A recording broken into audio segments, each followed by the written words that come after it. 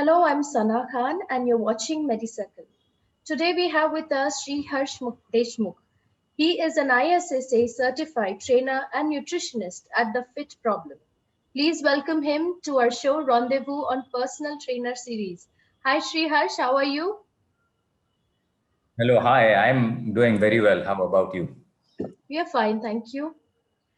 Okay, so Sri Harsh, to begin with, when one is on a path to achieve good health, understanding their body must be their first priority.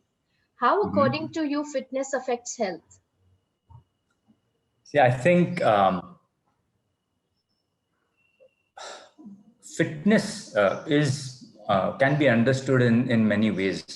Um, but the way I think it has the biggest impact on health is when we look at the concept of body weight and body fat Right. management. Um, so there are numerous studies that have now linked being obese with excessive body fat or being overweight to heart disease, to things like insulin resistance and diabetes and high Right. blood pressure and so on. And what this also means is that you start affecting other organs. So you Right. having high BP or diabetes starts affecting, for example, your kidney health and so on and so Mhm. forth. So I think this is a direct impact of fitness and health. Also, we must understand, especially as we age, that the muscles are one of the two organs in the body, the other being skin, that has the power to regenerate. Mhm. So everything else starts aging with time. So if we start keep working out, keep training, resistance training, keep cardiovascular activity going, I think we actually stay younger. So in Right. that way as well, fitness impacts health. Right. What would you tell people who are looking for very quick results, which ultimately leads to various side effects, or we can say more damage than good? Yeah, I mean, the challenge we have today is that we are living in a generation where everything happens instantly on a device that I'm holding. Right. When you want to shop, you shop instantly. When you want to Mhm. order food, it happens instantly. You want to date, you go on some sort of dating application, and so Right. on and so forth. Right. Um, there are certain things in life that do not happen very fast. Hmm. Fitness is one of them. The other beings, for example, being in a good relationship or having a successful career. So I think these are Right. three things in life that people need to understand that patience is going to be the biggest virtue. Right. Um, Many times, what is good for the short term may not be good in the longer run. Mhm. Uh, when we start, for example, when we go on a crash diet, and I'm just giving you a very basic example, an obese person goes on a crash diet, drops 20 kilos, feels great about life, may Right. not look all that great because you end up dropping a lot of water weight and muscle and then rebounds back and actually ends up at more than their original weight. So this is one example. True. This keeps happening. We call that yo-yo eating or yo-yo dieting. Then there is another category of people who want to take performance enhancing drugs, for example, or something similar.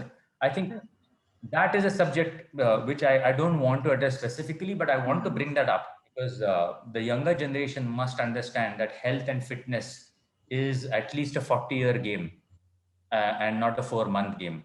Right. So play the long game. I think it will help. In your opinion, how can the health and wellness industry work authentically as there are so many quacks and opinionated amateurs who have very little knowledge of the subject, yet they love to share tips with the population? I think it's I, getting very common these days. I think it is very common these days. I'll tell you what has ended up happening. Mhm. Anybody who loses body weight and moves from say obese to fit, think they are Mhm. qualified to be a personal trainer and or nutritionist. And you see all of Right. this sort of activity happening on Instagram and Facebook and social media. I think we need to look at educational qualifications and not just the the fitness qualification, but all the associated educational qualifications. Because if an individual is going to have the discipline to know a subject area, they will also have a basic graduation and all of that in place. So that is one. The second thing is an ability of a personal trainer or a consultant to cite studies. I think we must make a differentiation between what we call as anecdotal evidence, which is something that goes along the lines of, I tried a papaya diet and it worked for me.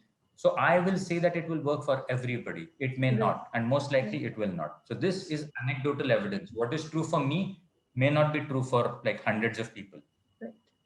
This has to be negated by something we call as statistical evidence. So there are very credible websites, and I can cite two examples.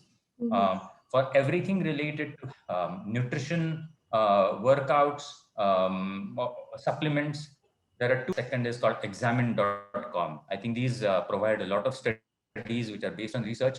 And when somebody gives you advice, just go on these websites and actually figure that out, what the data says, because data doesn't lie. So the awareness has to come mainly from the consumers of this advice, because you will have quacks. True. So Sriharsh, with this COVID, there has been a boost in the digitalization of almost everything, including the fitness industry. Do you think digital consultations have the same impact as the physical ones? I think that's an interesting question. If I have to give you a blanket answer, physical consultations are more effective. But we need to work with the world that we face right now. And I think what we also have to understand is the nature of the relationship between a trainer and a trainee.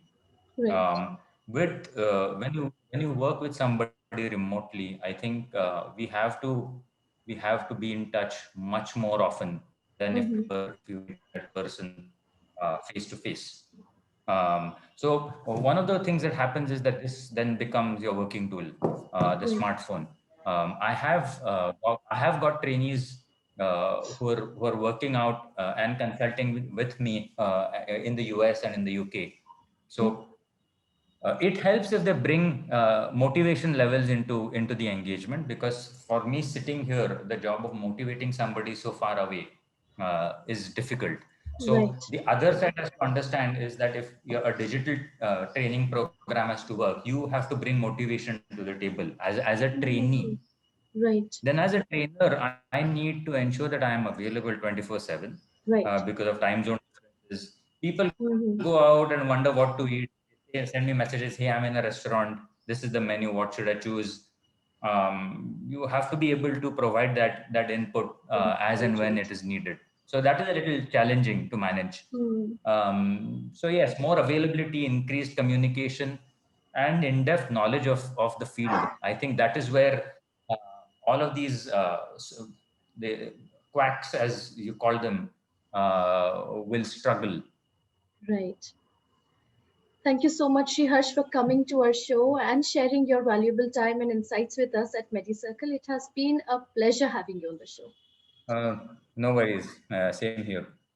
Thank you so much. Have a good day. Yep. Bye. Yeah, bye.